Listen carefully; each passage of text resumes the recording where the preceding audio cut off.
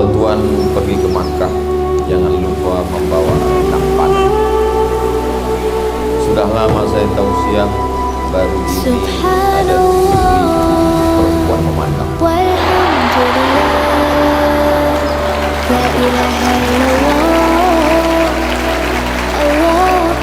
Ini bukan basa-basi, mohon maaf Habib Samih ini.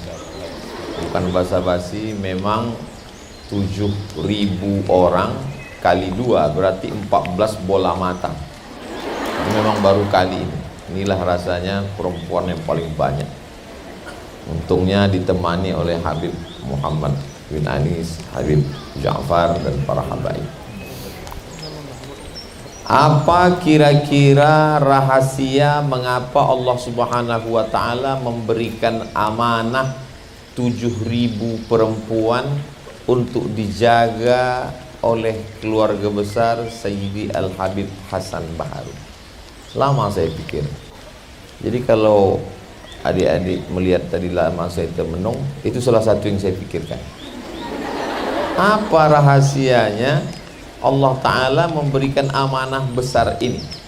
Ternyata kalau kita telusuri dulu Sayyidil Habib Hasan Baharun, kalau beliau tausiah, dia membawa kain panjang. Kalau di tempat itu tidak ada satir penutup, maka dia akan membuat penutup untuk memisahkan jamaah dari laki-laki dan perempuan.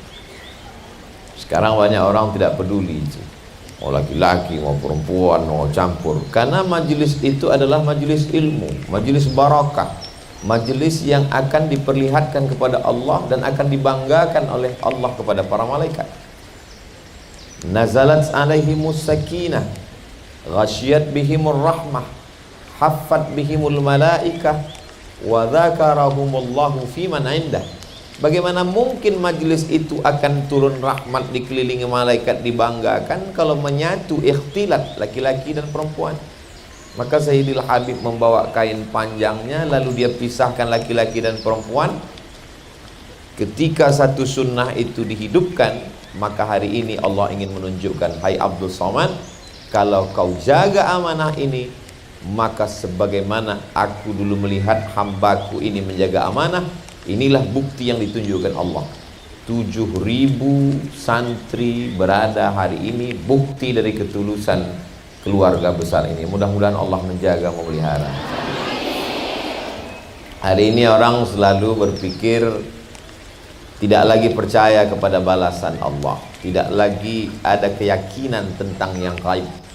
Maka apa yang kita bahas hari ini menguatkan hati saya pribadi, bil khusus yang menyampaikan dan yang mendengar. Walaupun nampaknya saya tidak sedang menceramahi para habaib, saya memuliakan para habaib. Habaib adalah guru-guru saya. Saya ingin dapat syafaat dari mereka ketika nanti menghadap Allah, menghadap Rasulullah. Saya juga tidak menceramahi adik-adik karena sudah penuh dengan bekal ilmu. Saya hanya ingin mencari-cari apa rahasia-rahasia yang tidak saya temukan kalau hanya saya melihat Habib Sagaf Baharun, hanya sekedar bertemu bertatap muka di kediaman Habib Novel di Solo, kami ketemu di Bekasi, tapi setelah datang kemari, maka ini adalah pelajaran yang ingin saya ambil. Bukan saya menggurui, tapi man salaka tariqan yaltamisu fihi ilman sahhalallahu lahu bihi tariqan ilal jannah. Yang saya dapatkan ini bukan dari kitab, yang saya temukan ini bukan dari talaqi kepada guru, tapi pelajaran dari hidup yang tidak terbatas oleh ruang kelas, batas waktu. Allah SWT menunjukkan itu semua. Dan mudah-mudahan apa yang kita kaji malam ini didengar oleh saudara-saudara kita, karena mereka juga menonton channel Ta'lim Ustadz Sagaf Baharun. Subscribe, like, share, and comment.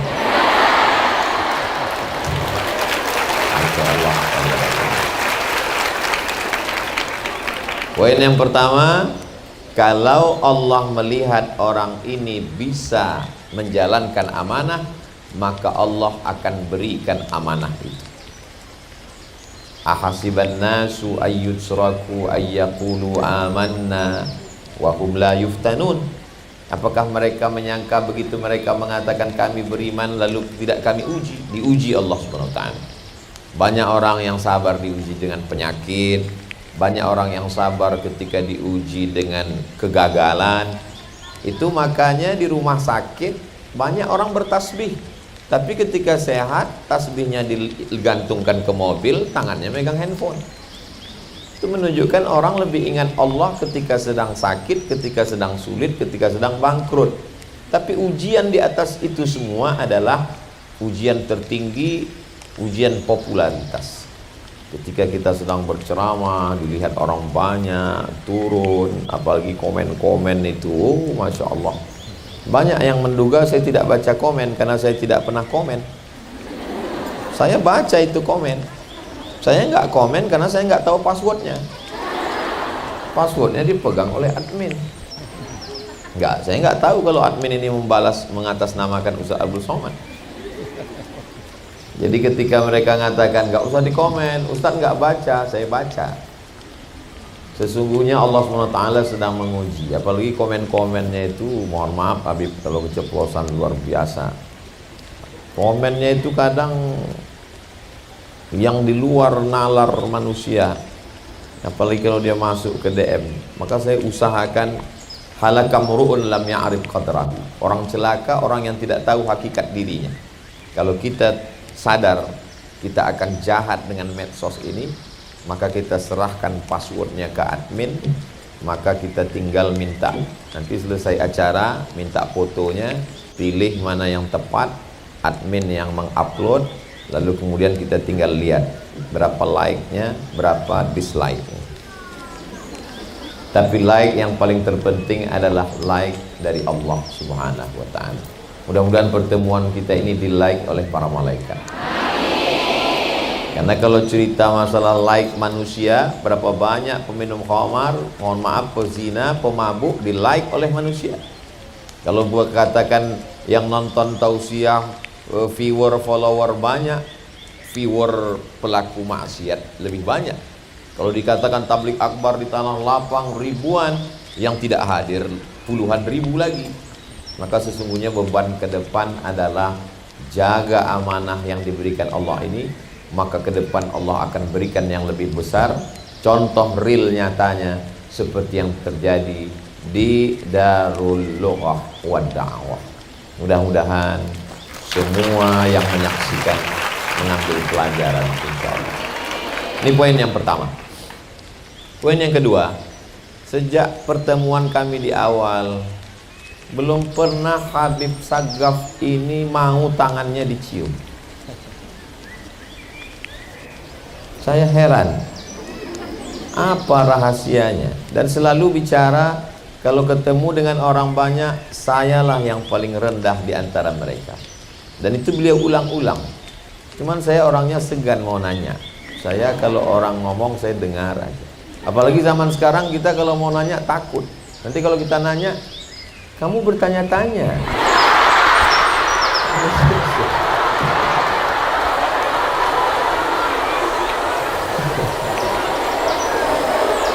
Jadi saya nggak nanya, saya diam. Saya menunggu Allah bukakan. Ini sampai masanya nanti pasti Allah kasih tahu. Ini rahasia Habib Sagaf ini di mana? Tanpa saya minta, Habib Sagaf menunjukkan. Saya dibawa ke istana yang sangat megah. Saya dibawa masuk ke kamar. Saya dipertemukan dengan Syarifah Ubabah Khadijah. Ternyata inilah orang yang mendidik beliau. Dari mulai sholatnya sampai hari ini, sejak kecil, sejak masa awal akil balik, khatam Qur'annya, pendidikannya, doa-doanya, munajatnya. Oh, rahasianya di sini. Ternyata di balik pondok yang begini besar, di balik sosok seorang Habib, di balik karisma masyhurnya, di balik tawaduknya, ada seorang perempuan yang luar biasa mendoakan. Itulah mengapa adik-adik sekalian, kalau satu orang saja bisa menghadirkan begini, bayangkan kalau 7.000 ini seperti Syarifah Ubabah. Syarifah, Khobabah, Khadijah. Saya yakin dan percaya kalau 7.000 ini punya anak 7, bayangkan 20 tahun akan datang berapa orang seperti Habib Sagaf Baharun yang akan lahir mencerahkan umat ini, insya Allah.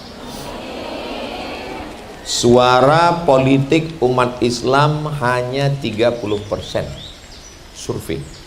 Lebih daripada itu kita tidak tahu kemana pergi suara itu. Ekonomi Islam sekarang hanya 7%.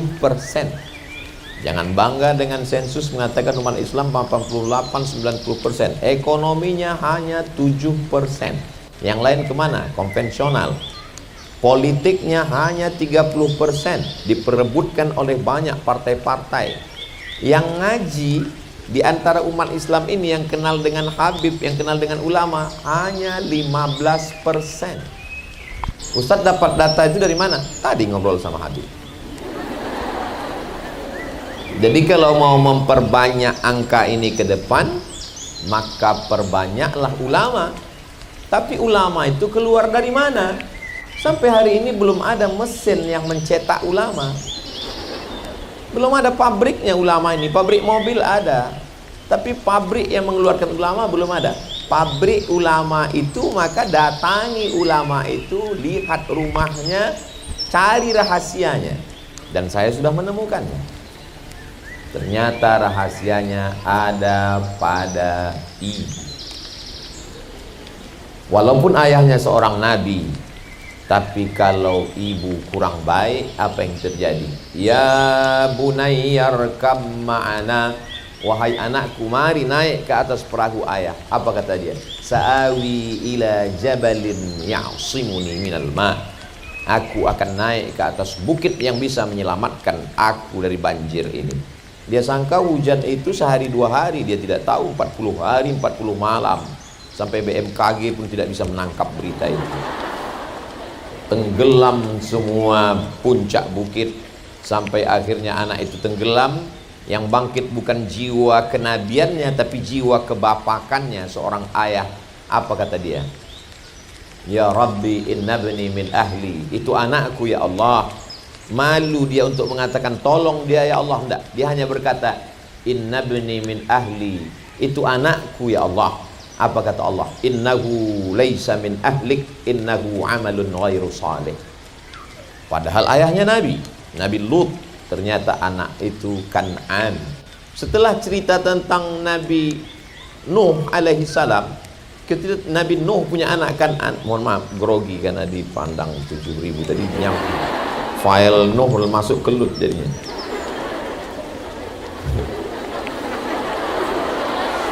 Nanti sebelum diupload diedit dulu. Takutnya nanti ada komen di bawah grogi nih.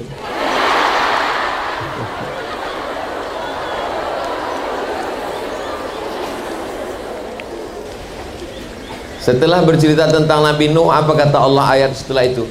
Wal baladut thayyibu yakhruju nabatuhu bi'izni rabbih walladzi khabutha la yakhruju illa nakida. Tanah yang bagus akan mengeluarkan tanaman yang indah. Tidak ada tanah yang lebih subur daripada tanah Indonesia. Gemah ripah, loh jenawi, tongkat dan batu jadi tanaman, untayan zamrud, katulistiwa. Indah. Tapi ketika kita pergi ke Maroko, dari perjalanan ibu kota Maroko, bahasa Arabnya ad-darul bayda, dar rumah, bayda putih. Tulis Latinnya Casablanca, tulisan Latinnya Casablanca. Casa artinya putih, Casa artinya rumah, Blanca blank, kosong, putih, tak ada warna. Casablanca, rumah putih. Dari Casablanca ke Rabat naik kereta api 2 jam, kanan kiri hanya tanah tandus yang mengeluarkan pohon kaktus. Tanah yang subur akan mengeluarkan bunga mawar yang indah dipandang, cantik, harum semerbak, luar biasa. Pohon kaktus, buahnya anyep, bunganya tidak menarik, mau dicium hati-hati hidung kita bisa bengkak. Walaupun benihnya bagus, tapi kalau ditanam di tanah yang tandus hanya akan mengeluarkan tanaman-tanaman yang rusak. Tapi kalau tanahnya baik, ciri tanah yang baik 3M.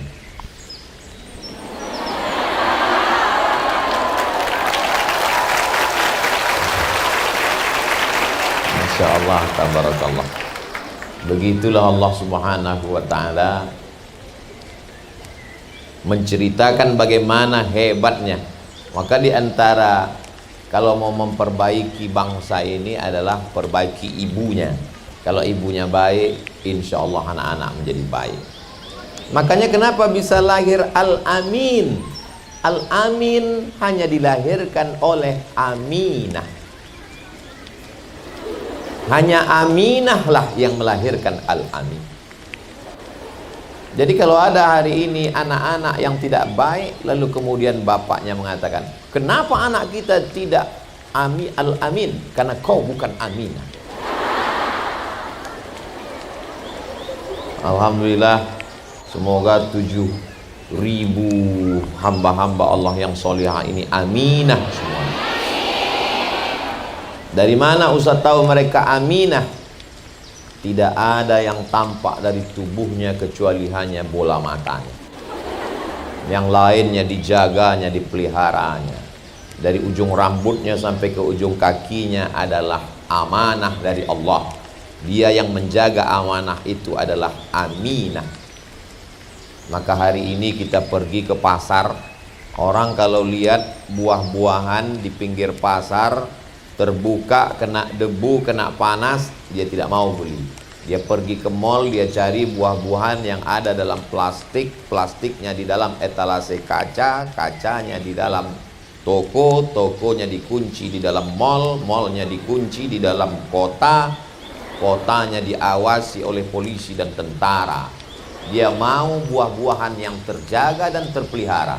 Tapi ketika manusia, dia mau yang terbuka. Logika berpikirnya bagaimana?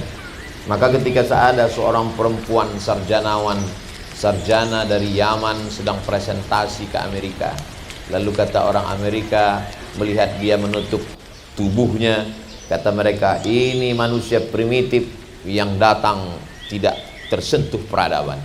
Dengan tersenyum dia bertanya, lalu yang kamu maksud peradaban itu apa? Peradaban adalah yang terbuka. Lalu perempuan cerdas ini menunjukkan gambar monyet. Kalau begitu kalian kalah peradaban dengan ini, karena dia terbuka semuanya. Kecerdasan seorang perempuan dikirimkan sebagai ilham dari Allah Subhanahu wa ta'ala. Perempuan yang solihah ini tidak mengeluarkan, sampai-sampai apa kata Nabi SAW, dibacakan ayat Al-Quran, Nabi bacakan, la takhda'na bil qaul.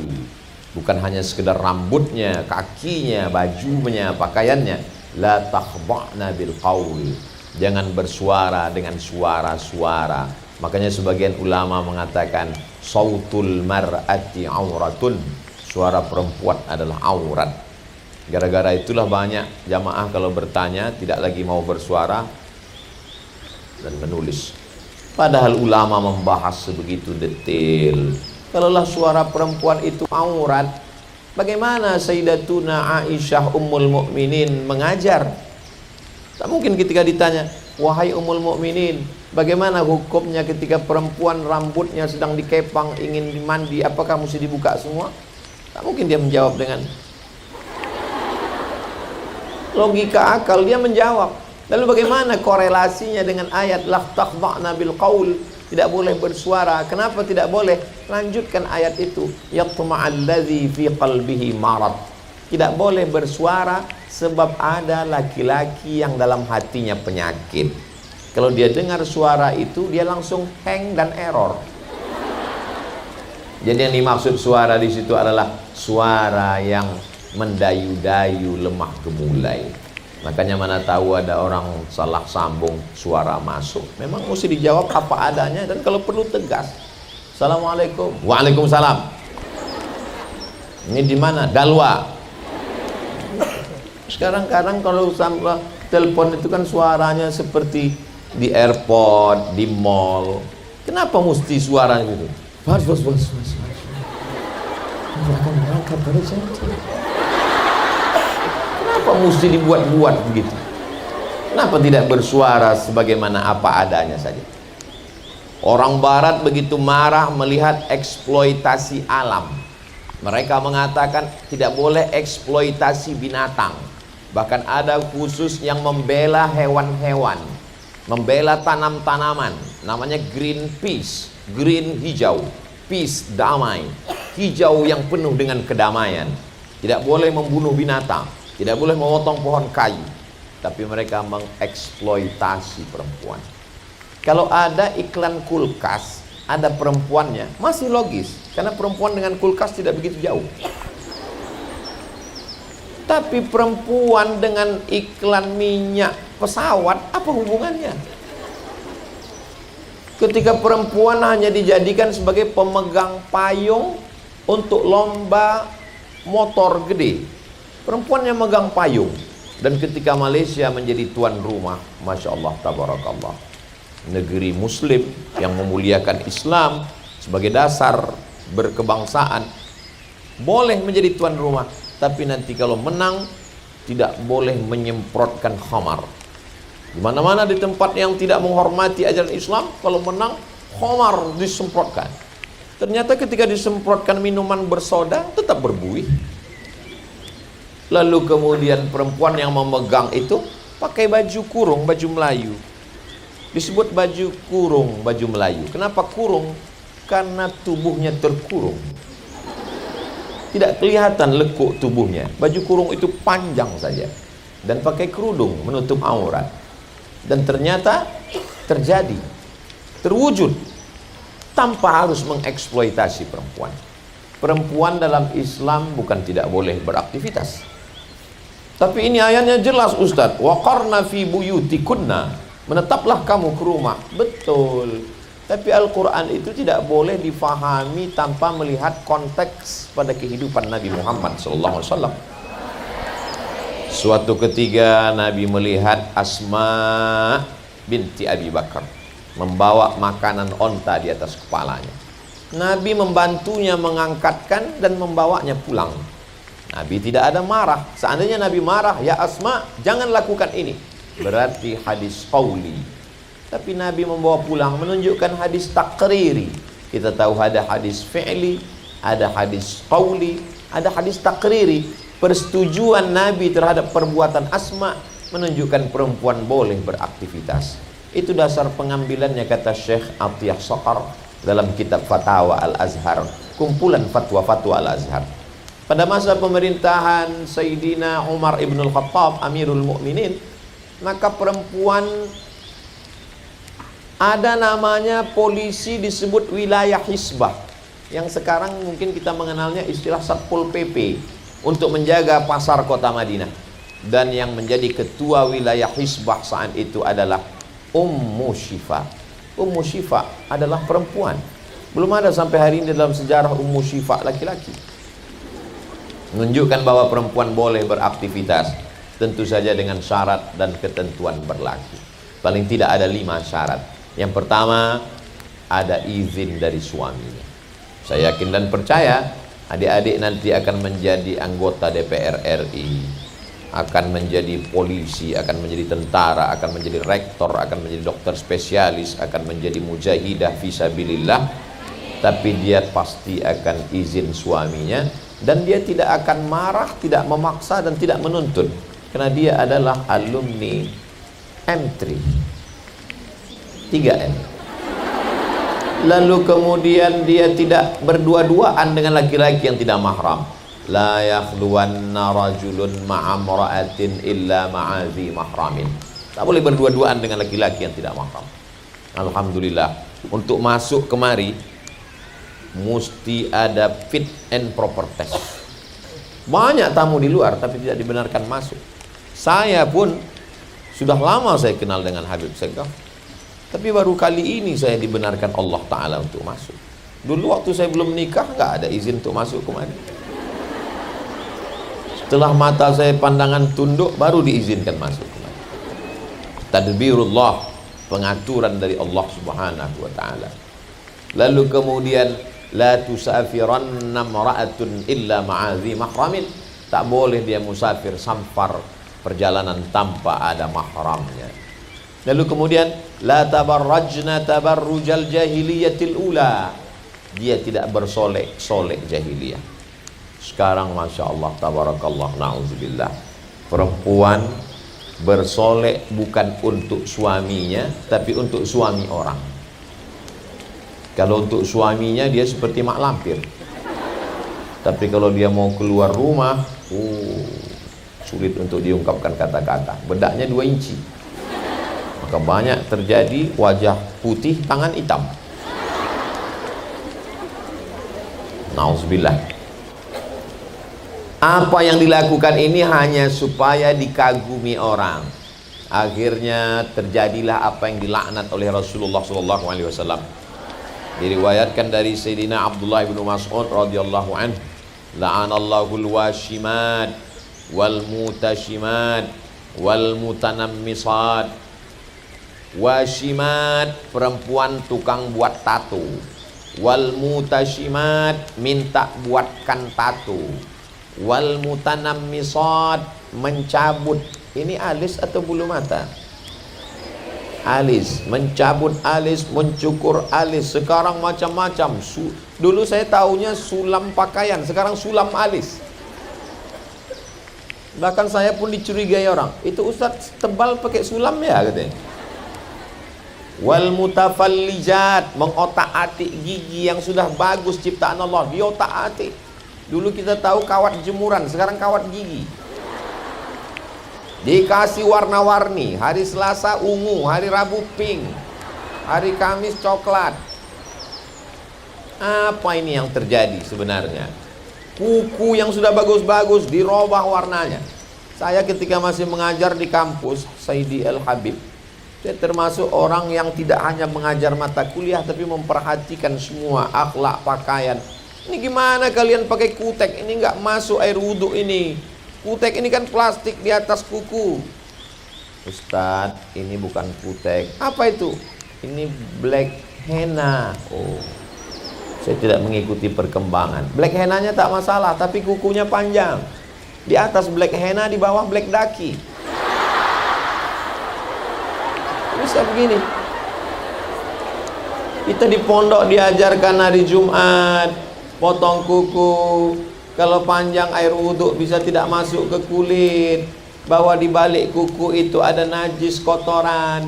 Bertamu kita ke rumah orang, giliran makan, masya Allah tabarakallah, bakwan enak sekali.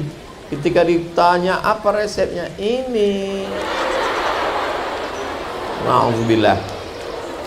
Di pondok pesantren terjaga semuanya, dari mulai kukunya, rambutnya, giginya. Laula an asyqa ala ummati, kalau tidak memberatkan bagi umatku, la amartuhum bisiwak, aku perintahkan mereka bersiwak inda kulli shalah. Subuh bersiwak, zuhur bersiwak, asar bersiwak, maghrib bersiwak, isya bersiwak, tahajud bersiwak. Dan giginya hanya dilihat oleh mahramnya. Sekarang semuanya ditunjukkan kepada orang lain, hanya sekedar untuk dipuji, dikagumi.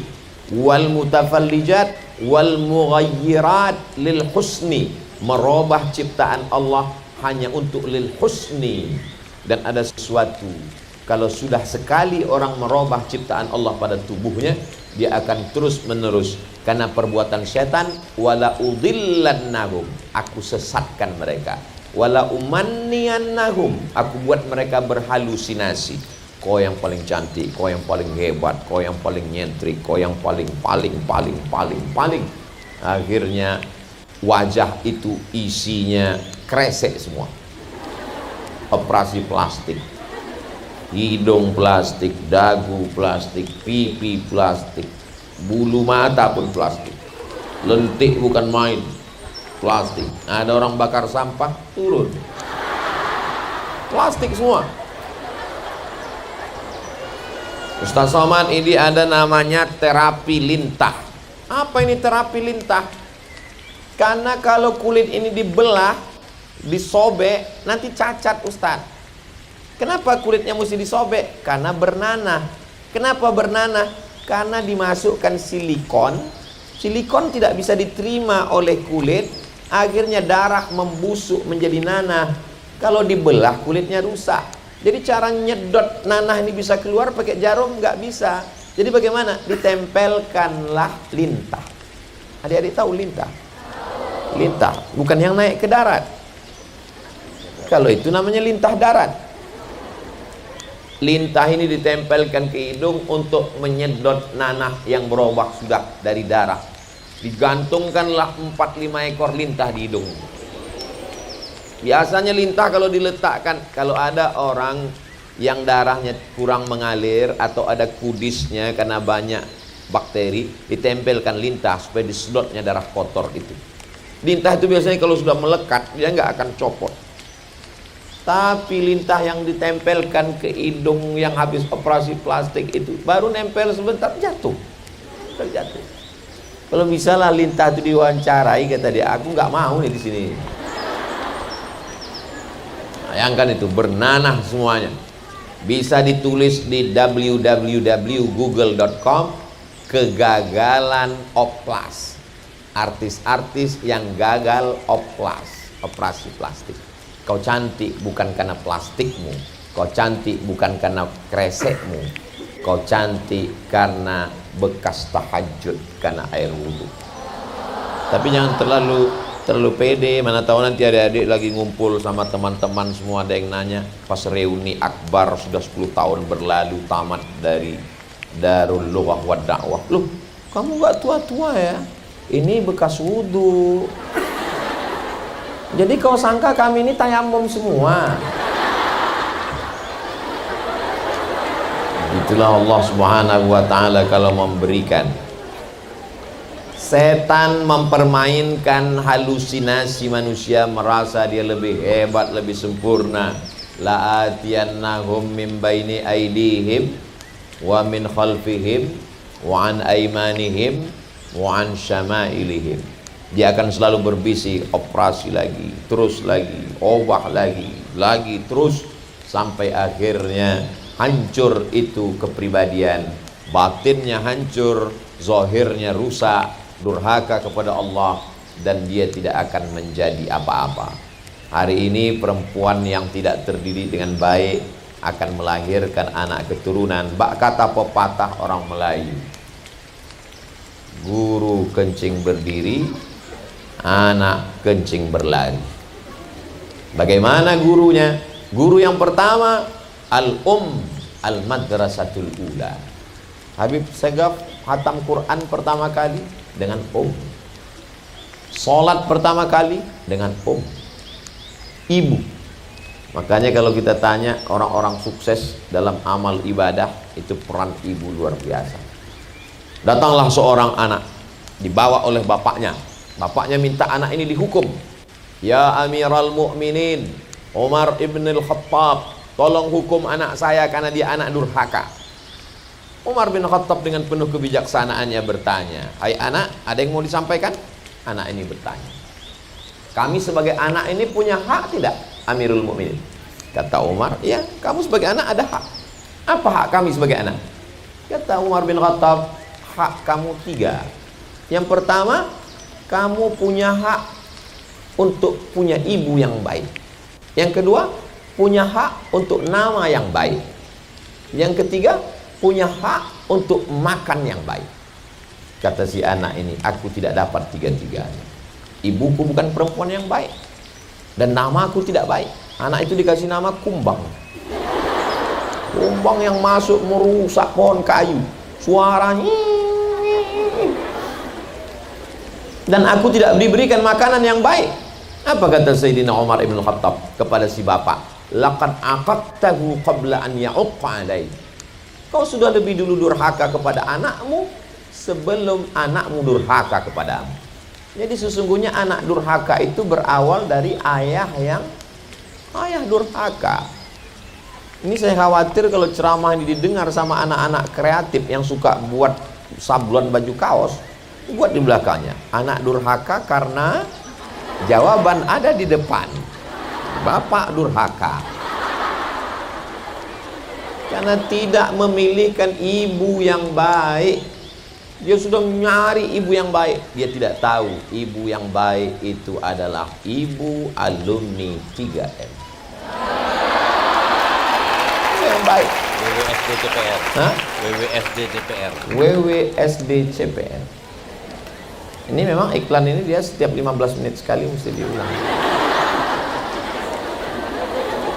Nampaknya apa yang saya sampaikan ini orang boleh menanggapinya, ini Ustaz Somad serius atau tidak. Nanti sampai masanya ketika dia punya anak, anaknya manjat-manjat dinding, mencakar-cakar, baru dia sadar betul yang Ustaz katakan dulu. Dulu waktu aku kasih tahu ente sangka aku bercanda, sekarang baru ente rasakan betul Ustaz Somad. Anak saya ini cakar-cakar, muka saya pun dicakarnya. Kenapa? Karena waktu hamil dulu ibunya dipilihkannya menyanyikan kucing garong. Garong itu kan perampok, kucing yang merampok, bukan kucing yang soleh. Lagu-lagu yang membuat maksiat dosa.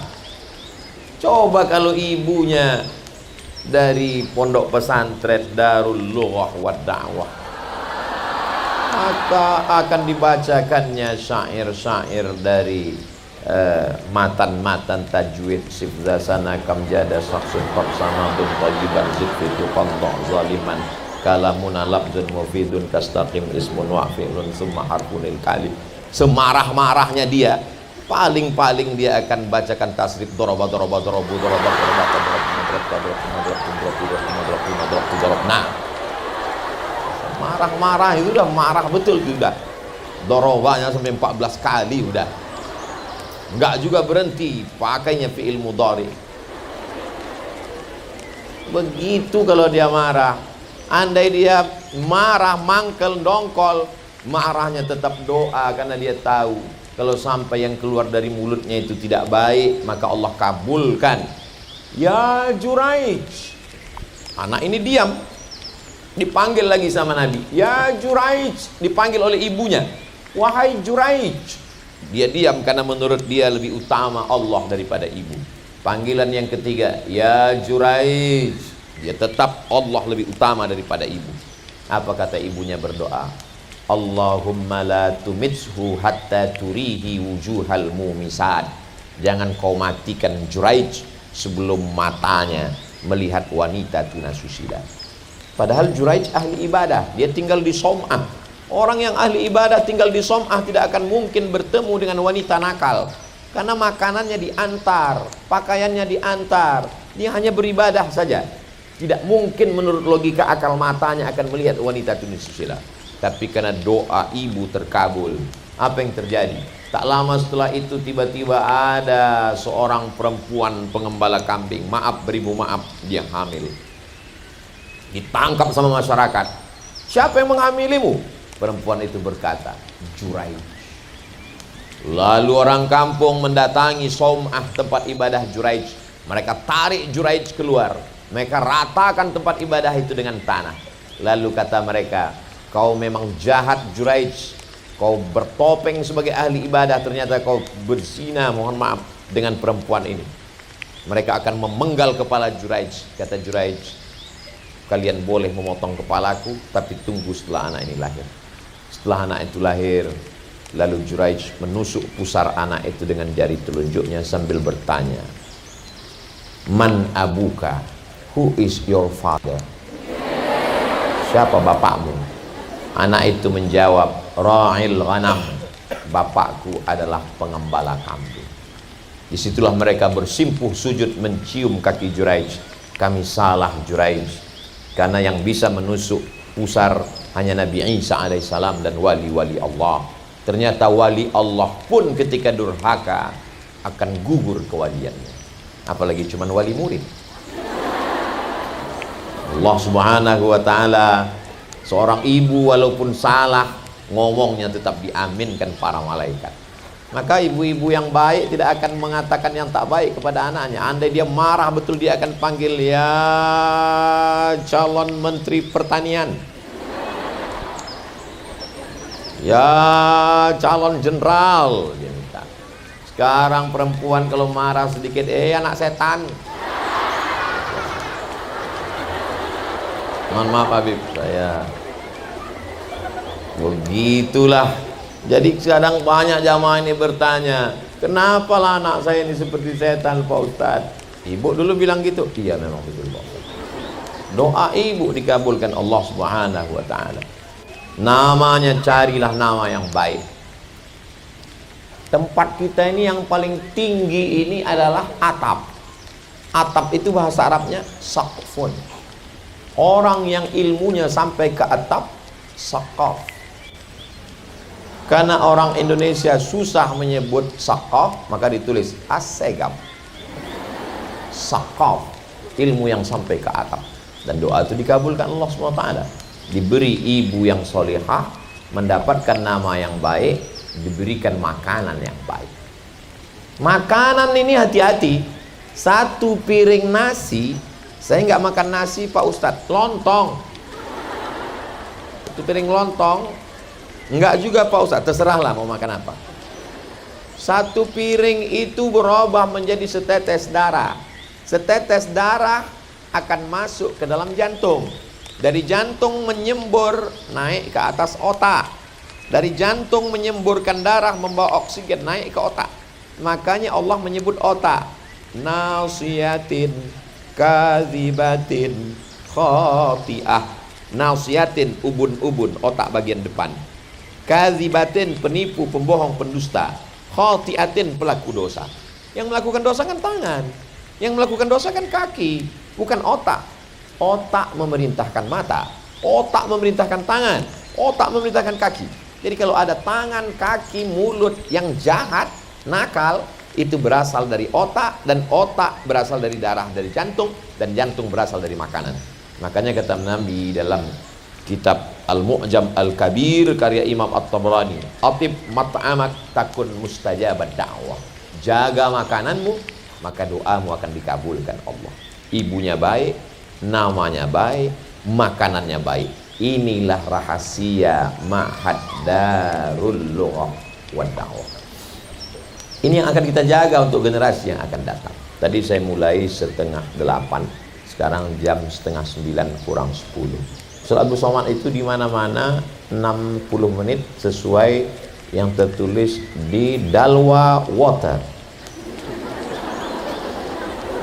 Kemarin Ustadz tausiah botol minumannya mereknya dicopot, nggak boleh ada. Tapi di Dalwa botolnya ada. Apapun yang perlu kita lakukan zaman ini membangkitkan ekonomi umat. Selama ini Ustadz Somad tausiah 600 ml, betul. Di Dalwa kenapa panjang? Ada buah naga.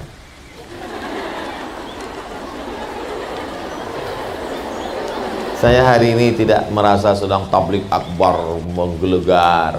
Saya hanyalah seorang Al-Fakir Abdul Somad yang sedang ngobrol, bercerita. Makanya kalau nanti ada komen atau orang cerita, Ustaz kemarin waktu di Dalwa itu kok enggak seperti biasanya ya. Yang pertama memang hari ini luar biasa, berhadapan dengan pabrik ulama masa depan. Dan memang hari ini luar biasa. Habib Sagaf, Habib Muhammad bin Anis, Habib Ja'far, 3 Habib. Jadi anak ini sekarang seperti kontes dacil, dai cilik yang sedang dinilai oleh para habaib. Doakan supaya Habib-Habib ini bermurah hati, dan yang menang akan masuk surga bersama kakek mereka Rasulullah Sallallahu Alaihi Wasallam. Kalau mereka jelas, nasabnya jelas, nasibnya jelas. Kita paling tidak, kalau nggak jelas nasib, nggak jelas nasab, paling nggak nasib kita perbaiki. Sudahlah nggak jelas nasab, nasib nggak jelas. Terus masuk surga mau bawa apa? Alhamdulillah ibu-ibunya dididik oleh para habaib, dididik Hubabah, doa beliau. Saya datang jauh-jauh dari Pekanbaru Riau ke Jakarta 1 jam 30 menit, 90 menit, 100 kurang 10 menit. Dari Jakarta udah mau turun, diumumkan kepada seluruh penumpang, Yang akan ke Surabaya tidak turun, naik lagi. Nunggu. Naik pesawat sampai kemari. Lalu kemudian mampir ke Jombang ke tempat ibu mertua. Lalu kemudian sampai kemari. Untuk apa? Untuk mengambil barokah. Dibacakan oleh Hubabah tadi Al-Fatihah. Kata Habib Segap, tolong bacakan untuk Ustaz Abdul Somad supaya dia sehat. Karena Habib Segap sangat khawatir dengan saya. Karena dilihatnya saya nggak gemuk-gemuk. Maka dari tadi makanan itu beliau kasih. Kata beliau, Ustaz Somad ini nggak gemuk ada dua kemungkinan. Yang pertama sangat menjaga, yang kedua sangat menderita. Apa tadi makanan dikasih, Masya Allah, ada rawon, ada gulai putih, ada nasi kuning, lalu tempat beliau dikasih lagi minum. Saya pun waktu minum itu sulit untuk diungkapkan kata-kata, karena kata begitu miskin untuk mewakili rasa. Lalu kemudian sampai kemari, Masya Allah, tabarak. Di tempat-tempat lain kadang kita tahu siap pengajian, makanannya banyak, cuman nggak dibuka dan nggak dipersilakan. Kita pun segan. Di tempat Habib dipersilakan, diberi. Tadi berapa kali beliau nyuruh saya minum. Ustaz, minum itu minuman khas, Masya Allah. Dalam hati saya, apakah santri begini juga? Rupanya betul. Kantinnya, Masya Allah, tabarakallah, sehat-sehat semua. Apa kata Habib? Kita ingin menunjukkan pesantren tidak boleh dipandang sebelah mata. Pesantren bangunannya mesti bagus, makanannya mesti sehat. Ustaz Somad, tunggu dulu, jangan tepuk tangan dulu, tunggu, tahan. Keluar tadi. Ustaz Somad, ini kampus laki-laki, ini kampus perempuan. Coba perhatikan di dinding-dindingnya. AC, masuk ke dalam, pintu gerbangnya. Tidak sembarangan orang mesti masuk. Baru sampai kemari, lantainya, Masya Allah, tabarakallah. Andai tidak hujan, bagaimana bisa 7.000 orang menampung? Jangan heran nanti kalau Ustaz Somad sampai di sana, yang di depan tuh hanya sebagian lagi di atas sana. Atas. Di atas juga. Masya Allah. Walaupun nampaknya Ustaz Abdul Somad yang tampil di sini, kamera tertuju ke Ustaz Abdul Somad, yang di samping Habib Sagaf bin Hasan Baharun Ustaz Abdul Somad, tapi boleh jadi Ustaz Abdul Somad masuk surga karena doa mereka yang ada di sana. Begitu cara mendoakan mereka yang di tangga sana. Begitu cara membahagiakan, membesarkan hati mereka. Insyaallah, tabarakallah. Saya sangat ingin punya anak perempuan. Anak saya pertama laki-laki, saya laki-laki. Adik saya laki-laki. Anak pertama laki-laki. Anak kedua laki-laki. Pernah diprank sama dokter. Selamat Ustadz, anaknya perempuan. Saya siapkan nama dari Maroko. Orang Maroko kalau ketemu, kaifa haluk, labas alik, jawabannya Mizyan. Mizyan artinya baik. Saya siapkanlah nama perempuan yang baik, tak ada bandingannya.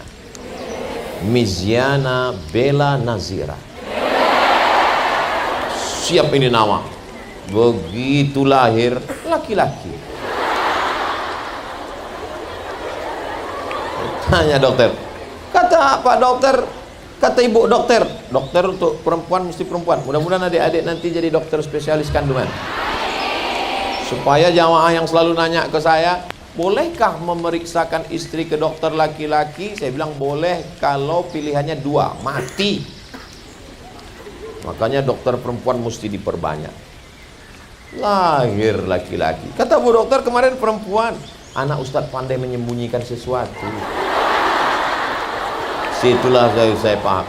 Makanya kalau saya ngasih nasihat tadi, itu sebenarnya saya sedang ngobrol-ngobrol dengan anak perempuan saya. Kata Ustadz anak perempuan, tapi tadi kok panggil adik? Tadi saya mau manggil anak atau adik, tapi mau manggil anak rasanya masih terlalu muda. Melihat perempuan, mereka adalah adik kita, mereka adalah anak kita, mereka adalah ibu kita, mereka adalah saudari kita. maka kita tidak akan menganiaya dan menyia-nyiakan mereka. Di balik Nabi Musa alaihissalam ada seorang perempuan yang luar biasa, Yuhannis namanya. Di balik Nabi Ibrahim alaihissalam ada seorang perempuan yang luar biasa, Umailah namanya. Di balik Sayyidina Maulana Muhammad sallallahu alaihi wasallam ada perempuan yang luar biasa, Aminah namanya. Dan ada satu perempuan yang disebut setelah nama Nabi langsung nama dia, Isa ibnu Maryam. Maryam luar biasa. Jangankan laki-laki yang datang kepadanya, malaikat yang datang kepada dia, apa kata dia? Inni a'udzu birrahmani in kunta taqiyya. Aku berlindung kepada Allah, wahai engkau anak muda, jangan kau dekati aku. Arsalna ilaiha ruhana fatamatsala laha basharan sawiyya. Kami kirimkan malaikat Jibril dalam bentuk anak muda yang ganteng luar biasa. Apa jawab Maryam ketika itu? Inni a'udzu birrahmani in kunta taqiyya. Aku berlindung kepada Allah, jangan sampai kau dekati aku. Allah jaga dia dengan penjagaan yang luar biasa. Sampai akhirnya ketika dia mengandung diuji Allah sesuai dengan sifat. Kalau sifatnya iffah, menjaga diri, diuji Allah dengan fitnah yang luar biasa. Maka dia tak tahan mendengar ucapan kata-kata yang luar biasa dari mereka di kota. Dia pun mengungsikan diri. Fa'aja'ahal makhadu, sampai akhirnya dia melahirkan anak.